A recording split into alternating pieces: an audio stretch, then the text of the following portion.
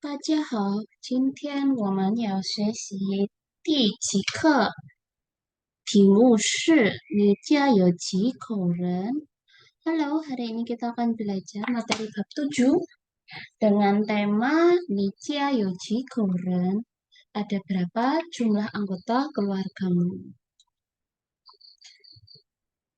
好，我们先学习生词. Kita sekarang belajar 生词 atau kosakata dulu. Yang pertama ada yo. Yo itu ada atau memiliki. Ya, contohnya, 我有一个妹妹. Saya memiliki satu orang adik perempuan. Saya memiliki satu adik perempuan. 然后呢, 第二个生词 ada go. Kosakata yang kedua ada go. Go itu digunakan untuk menyatakan satuan keluarga. Jadi satuannya untuk papa, mama, jumlahnya ya, tapi jumlah satuannya ada. Aku punya 3 anggota keluarga, aku punya 4 anggota keluarga. Itu kan jumlah anggota keluarganya. Maka kosakata yang digunakan adalah go. Contoh, 你家有几口人? Ada berapa jumlah anggota keluargamu? 我家有4口人. Keluargaku ada 4 orang gitu. Jadi kalau misalnya ke yang kalian dasar pelajari adalah ke. Ke itu kan untuk satuan orang, satu adik laki-laki, satu adik perempuan gitu. Satuannya adalah ke. Tapi ketika menyatakan jumlah gitu kan, 4 orang keluarga, 3 orang anggota keluarga, 10 orang anggota keluarga. Itu kan menyatakan jumlah anggota keluarganya. Maka satuan yang dipakai bukan ke, tetapi go, seperti itu. Jadi hanya khusus untuk go saja. Ya, untuk menyatakan anggota keluarga. Lalu berikutnya ada he. He itu dan. Dan 我和他是同学. 我和他是同学. Saya dan dia adalah teman sekelas. Ini adalah teman sekelas. 我和他是朋友. Saya dan dia adalah teman. Seperti itu.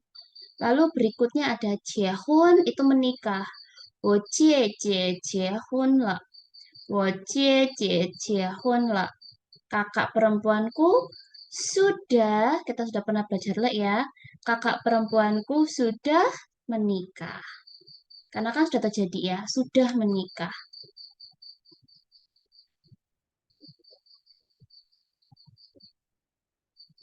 Nih, le, sudah.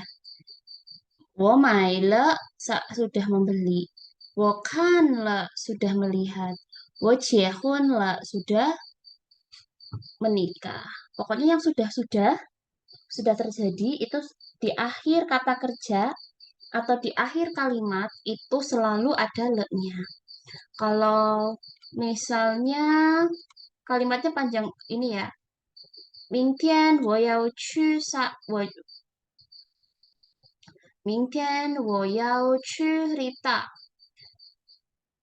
Besok saya mau pergi ke Rita. Itu akan terjadi.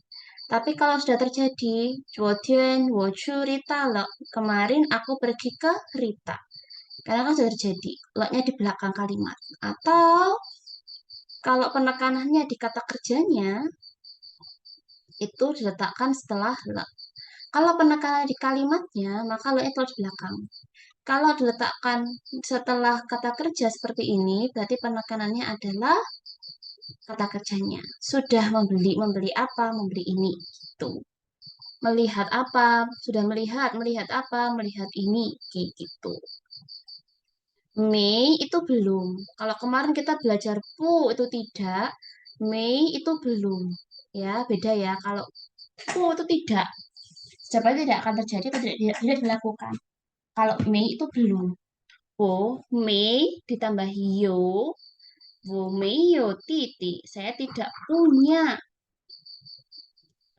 adik laki-laki. Atau wo Mei yo Nggak bisa ya kita kalau misalnya hmm, penggunaan me dan yo. Kalau tadi saya bilang wome yo titi, saya tidak punya adik laki-laki. Tadi kan di atas kita sudah punya yo, itu memiliki atau punya. Nah, kenapa kok tidak memakai pu? Kalau misalnya maksudnya sebelum kata, setelah kata punya adalah yo, maka tidak bisa digunakan. Yo itu tidak bisa. Kalau me berdiri sendiri artinya adalah belum. Tapi jika bertemu dengan yo, berarti tidak punya. Tidak punya. Walaupun pu artinya arti tidak apa bahasa Mandarinnya tidak itu kan adalah pu, ya. Tetapi kalau bersandingan dengan yo, punya itu tidak bisa dipakai, harus menggunakan me. Lalu kok bagaimana dengan me yang maknanya belum? Wo mei kan, wo mei mai, wo mei kan, aku belum melihat. Wo mei mai, saya belum membeli. Jadi setelah kata mei itu adalah verba, biasanya gitu. Mekan, micu, melai, micu, gitu ya. Belum apa, belum pergi, belum makan, gitu. Tapi kalau maksudnya tidak punya, aku tidak punya seorang adik laki-laki. Maka jadinya meio, seperti itu.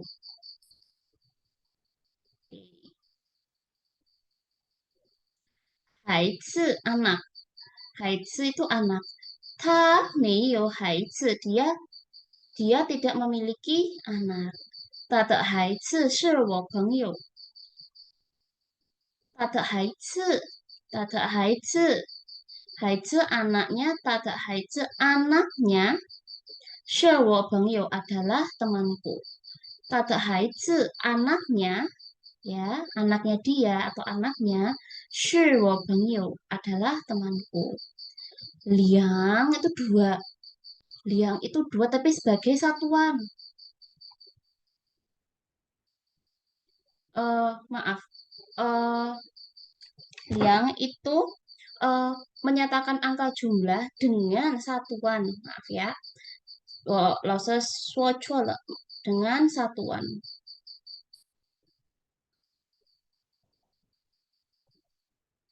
Maksudnya apa? Bedanya apa dengan Itu kan yang kalian tahu kan itu dua. Jadi di sini kita lihat di sini. Kalau misalnya nih, liang bensu dua buah buku, ya, dua buah buku.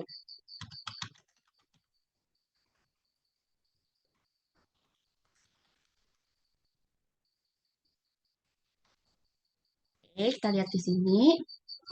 Nah, kalau kita, maaf,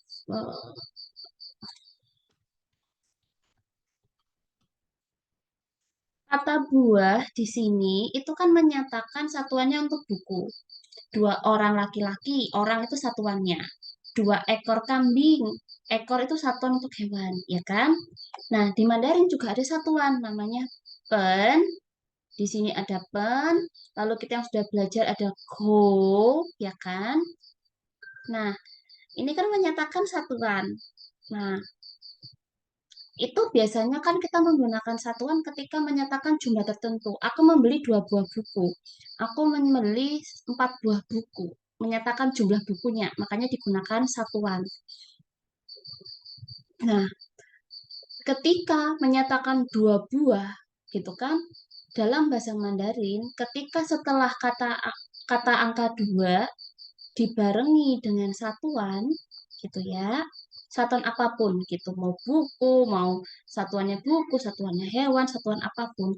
Kata dua yang dipakai bukanlah tetapi liang. Kalau er,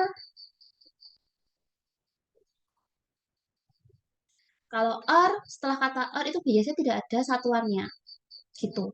Tapi kalau setelah kata ada satuan seperti ini yang saya oren-oren, maka nya berubah menjadi liang. Itu pasti. Kalau kalian mengatakan dua buah buku adalah dan su, itu salah. Yang benar adalah Liang Benshu. Dua orang anggota keluarga, bukan Kouren, tetapi Liang Kouren. Seperti itu. Patokannya kalau misalnya menyatakan dua jumlah dalam bentuk jumlah, itu akan berubah menjadi Liang. Pasti setelah itu menempel dengan satuan. Ini khusus hanya penggunaan angka dua saja. 学习 belajar. 我们学习汉语. Seperti kalian sekarang, 我们学习汉语. Kami belajar bahasa Mandarin. 学习 belajar. 英语 bahasa Inggris. 我说英语. Saya belajar bahasa Inggris. Hanyu bahasa Mandarin. 我学习汉语. Saya belajar bahasa Mandarin.日语 bahasa Jepang. 我听日语, saya mendengarkan bahasa Jepang. Hanyu, tadi di sini ada Hanyu, dilihat songkeonya, songkeo 4. Hanyu, Hanyu itu bahasa Mandarin. Hanyu, songkeo 2 adalah bahasa Korea. 我说 Hanyu, saya berbicara bahasa Korea. Nih, nah ini untuk bahasanya. Kalau kalian dilihat, belakang-belakang itu ada yu, ya kan? Yu ini semua, ya kan? Yu itu bahasa. Bahasa apa? Hanyu, bahasa Mandarin. Ingyu, bahasa Inggris, kayak gitu. Nah, diambil dari mana ingnya atau hannya? Itu diambil dari nama negaranya, gitu. Ya. Contoh ingyu, ingyu itu dari negaranya namanya Ingguo, Ingguo, gitu. Saya ketiknya Ingguo,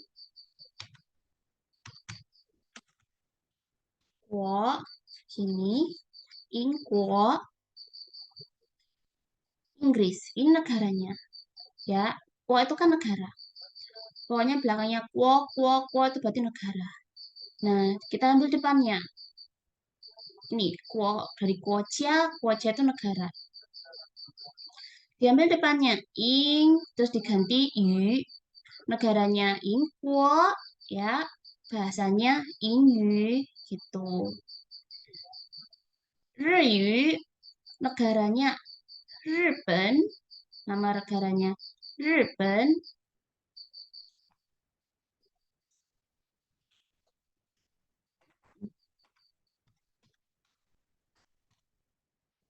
Nama negaranya Riben, bahasanya Riyu, negaranya Hankuo, lalu bahasanya Hanyu. Rata-rata kalau negara itu akhirannya ada kuo-kuonya. Cuman ada beberapa eh, negara yang memang belakangnya tidak ada kuo. Contoh seperti Riben, Riben itu Jepang. Ya, Jepang itu Riben. Indonesia Indonesia itu pendeknya. Kalau panjangnya Indonesia. Tapi kalau singkatnya bisa ketikkan ini, ini Indonesia.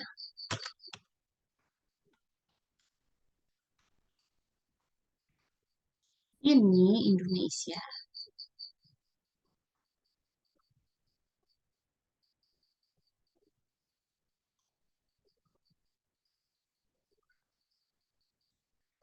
Indonesia. Nih, ini Indonesia.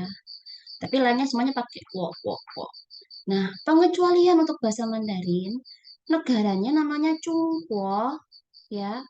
Negaranya namanya Chungguo.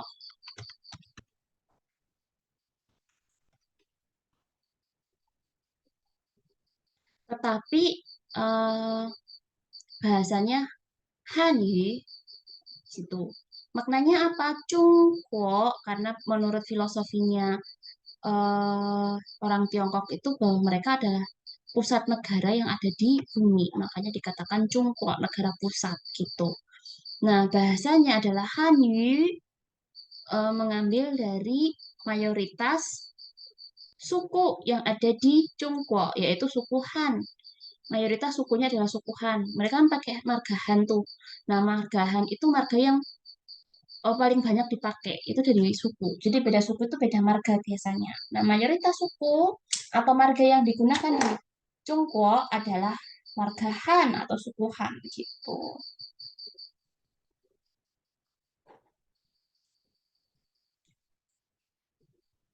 Makanya bahasanya namanya Hanyi. Itu untuk eh, menandai bahwa maaf diambil dari banyak mayoritas marga atau suku yang ada di Tiongkok. Seperti itu.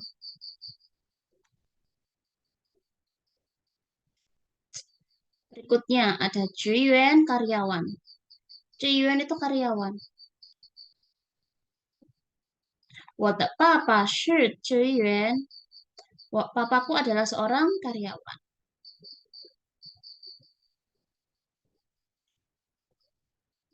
Inhang, Inhang itu rumah sakit. Bank. Inhang itu adalah bank. 我爸爸在银行工作. Bekerja. 我爸爸在银行工作. Papaku bekerja di bank. Ingat kalau cai diletakkan setelah subjek. Kalau bahasa Indonesia tempatnya diletakkan paling belakang sendiri di belakang kalimat. Tetapi kalau dalam bahasa Mandarin, keterangan tempat diletakkan setelah subjek. 我爸爸在银行工作. Papaku bekerja di bank. Iron itu panggilan untuk suami atau istri. Kalau kita bahasa Indonesia, yang gitu kan.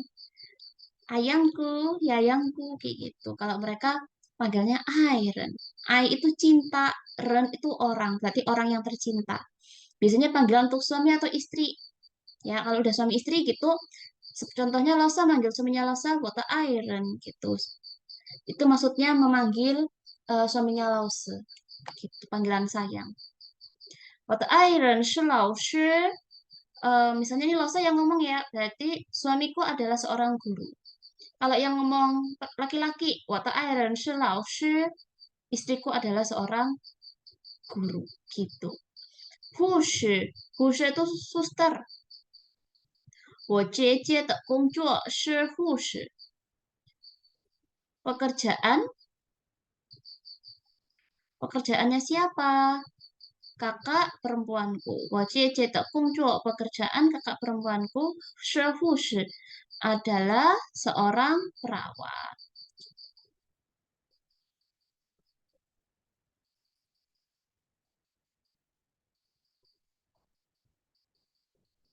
Shang itu naik, Xia itu turun. Shang itu naik, Xia itu turun. Tapi penggunaannya di sini bagaimana? 现在上课了. Ke itu pelajaran. Ke di sini pelajaran. Maka maksudnya adalah bahwa kelasnya dimulai. Ke itu kelas atau pelajaran. Jadi, 如果老师说我们上课了. Kalau lause, ya, kalau seandainya, semisal lause mengatakan 我们上课了. 上课 ini, maka maksudnya adalah kita mulai pelajaran. 如果老师说现在下课了. Kalau saya mengatakan bahwa 现在 sekarang 下课了, maka maksudnya adalah kelas selesai. Kalau berdiri, sang itu naik, si itu turun. Tetapi ketika eh, digabungkan dengan kosakata lain akan berubah makna yang berbeda. Kalau digabungkan dengan ke yang artinya pelajaran, maka sang ke itu pelajaran dimulai, siaga itu pelajaran selesai. Atau kalau misalnya eh, ce, ce itu mobil atau kendaraan. Kalau langsung bilang sang ce itu berarti naik kendaraan atau naik mobil. Xia ce itu turun kendaraan dari kendaraan atau turun dari mobil gitu. Nih, ke itu kelas. 电脑 itu komputer. 他买了一台电脑. Dia membeli sebuah komputer. Ini lihat, ini satuannya komputer. Berarti kita sudah belajar ada kesatuannya benda secara keseluruhan, umum, ya kan? Ke yang ini satuan benda secara umum. Kalau kalian nggak hafal satuannya apa, aman pakai ke, itu bisa. Tapi kalau tahu bisa pakai satuan aslinya. Ada pen untuk buku, ya kan? Lalu go untuk menyatakan jumlah anggota keluarga. Lalu ini ada pai, itu satuan untuk komputer, gitu. Shouqi HP. Saji itu HP. Woyo liang pu shouqi. Pu itu satuannya HP. Kalian bisa bilang tayo liang ke shouqi boleh. Secara general kan, ke secara general. Atau pu untuk satuan HP-nya. Jadi bisa menggunakan pu atau ke.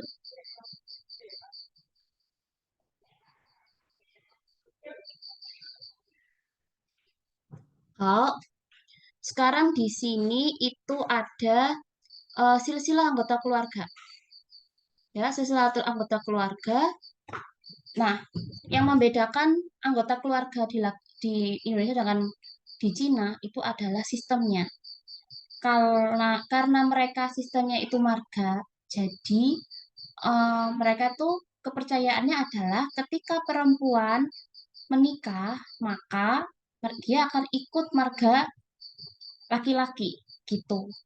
Nah, keluarga perempuan itu bukan keluarganya laki atau keluarga luar. Kalau di Indonesia kan mau kamu menikah, pihak laki-laki ya keluargamu, pihak perempuan juga keluargamu, kan kayak gitu. Kalau di Cina itu enggak, karena mereka sistemnya marga gitu. Makanya dikatakan bahwa pihak laki-laki itu keluarga inti, pihak perempuan itu keluarga luar. Karena itu yang meneruskan silsilah marga. Makanya beberapa misalnya dia cuma punya anak perempuan gitu kan.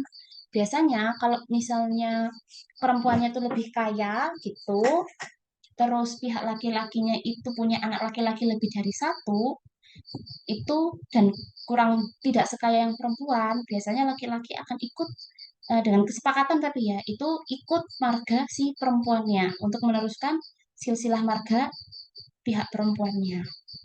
Makanya di sini mereka membedakan penyebutan keluarga untuk pihak ayah yang di sebelah sini, ini yang pihak ayah, yang ini pihak ibu. Karena memang sistemnya yang satu keluarga inti, yang satu udah keluarga luar, kan seperti itu. Nah, di sini kita lihat ada papa, mama, ayah dan ibu. Ayah dan ibu kan. Nah, ayah dan ibu kalau menyebutkan kakek nenek dari ayah dan ibu itu menyebutkan kakek dan nenek dari pihak ayah dan ibu itu juga berbeda. Contoh, kalau dari pihak ayah itu yeye untuk kakek, nai-nai untuk nenek gitu. Kalau kakek nenek dari pihak ibu, maka waikung untuk kakek, waipo itu untuk nenek. Ya, ini penyebutan sudah berbeda. Lalu eh nih,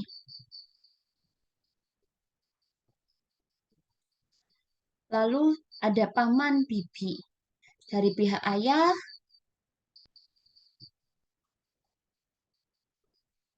dari pihak ibu juga berbeda. Silahkan dilihat sendiri. Nih, eh, dari pihak ayah ada kucang, kuma, shen, pomu.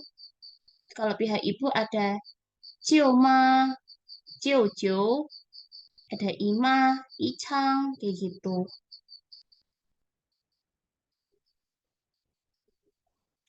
Jadi misalnya eh, kamu nih di sini, ya kan? Ini kamu nih, Ceci. Ceci itu berarti kamu sendiri. Kamu di sini nih posisinya. Istrimu namanya Ji, Se, Jitsu. Kamu laki-laki ya? Jitsu itu istrimu. Kamu di sini nih, misal. Terus kamu memanggil paman Ku, Kucang, terus istrinya ada Puma, gitu. Terus ada Shen, pomu, atau popo, susu, kayak gitu. Manggilnya kayak gitu. Tapi kalau pihak ibu ada cuma, cucu, ada ima, icang, gitu.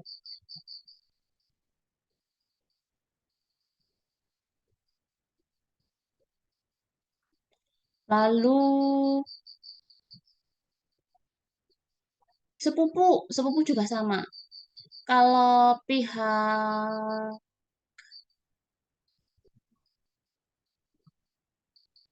jadi gini, hmm, kalau di sini itu kan yang kandung itu yang ini, yang kuma. Kuma itu kandung, lalu yang ini yang kandung yang laki-laki, omo atau susu gitu. Lalu di sini yang kandung laki-laki, terus yang ini yang kandung perempuan ima gitu. Kalau ada cang-cang ini berarti eh, Pak D tapi suaminya Bude kandung kayak gitu. Ya, jadi jangan anu. Di sini kamu punya tantemu namanya Kuma, terus punya suami. Sorry, bukan tante, Bude. Budemu punya namanya Kuma, suaminya namanya Kucang. Terus punya Pak D, Om gitu kan, saudara laki-laki, panggilnya Susu atau Pomu, so, Susu, panggilnya Susu atau Popo gitu kan. Nah, istrinya kamu panggilnya Shen atau Pomu gitu. Biasanya kalau pihak perempuannya kamu panggilnya Pomu, berarti pihak lakinya kamu panggilnya Popo. Kalau laki-lakinya kamu panggilnya Susu, berarti yang perempuan panggilnya Shen kayak gitu. Cioma, Jojo, misalnya adiknya adiknya adiknya mamamu gitu kan, namanya Jojo gitu kan. Terus eh, istrinya kamu namanya Cioma. Lalu ini Pak D sama Om sama ya. Pokoknya saudara laki-laki dari ibu gitu. Terus kalau saudara perempuan dari ibu panggilnya Ima. Lalu suaminya manggilnya Icang gitu. Nah, terus bagian ini yang bagian saudara laki-laki dan saudara perempuannya ayah ibu. Yang bawah adalah sepupu. Kalau dari pihak ini, dari pihak Uma, biasanya Piao Ti, Piao Xiong, Piao Xiong Ti. Berarti Xiong Ti itu kan saudara laki-laki. Berarti biasanya kalau laki-lakinya tuh usia lebih tua dari eh, silsilahnya dia tuh lebih tua dari kamu gitu kan secara derajat keluarga bilangnya Piao Xiong. Xiong itu yang berarti yang tua. Tapi kalau misalnya dia lebih muda dari kamu secara silsilah keluarga gitu kan, banyak kan sepupu yang kakak sepupu, adik sepupu gitu. Kalau kakak sepupu bilangnya Piao Xiong buat laki-laki ya tapi ini. Lalu Piao Ti itu sepupu laki-laki tapi yang lebih muda dari kamu. Kalau Piao Jeme, Piao Jeme itu buat yang perempuan. Piao Jie dari Jie itu buat yang sepupu yang lebih tua perempuan. Piao Mei, sepupu perempuan yang lebih muda, kayak gitu. Nah, kalau lagi dari pihak laki-laki, gitu kan, Dang Jie Mei, Dang itu berarti laki-laki. Kalau yang Piao itu yang pihak perempuan, Dang itu yang laki-laki. Dang Jie itu kakak sepupu yang perempuan. Dang Mei kakak sepupu yang perempuan yang lebih muda. Sama, cuman beda Dang. Kalau yang perempuan dari bude perempuan itu Piao, dari Pak D atau om tante saudara laki-laki yang eh, Pak D, om gitu kan, itu pakainya dang. Siung ti itu kalau siung yang lebih tua, ti itu yang lebih muda gitu. Lalu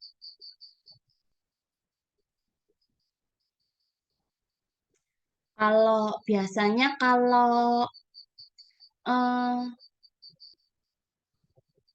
apa namanya itu sister in kalau nyebutin istri dari kakakmu gitu kan, istri dari sepupumu gitu ya, tapi yang pihak dari yang istrinya gitu kan, ipar lah. Ipar perempuan biasanya bilangnya saw-saw atau tisi, tapi umumnya mereka panggilnya saw-saw. Kalau ipar yang laki-laki bilangnya keke aja atau titi. Kalau saw-saw itu yang buat lebih tua, ya kan, ipar perempuan yang tua. Tisi itu ipar perempuan yang muda. Tapi biasanya mereka jarang pakai kata tisi, biasanya cuma meme gitu aja, adik aja panggilannya. Tapi kalau misalnya laki-laki, mereka bilangnya kalau nggak keke, buat yang tua, titi untuk yang muda. Tuh.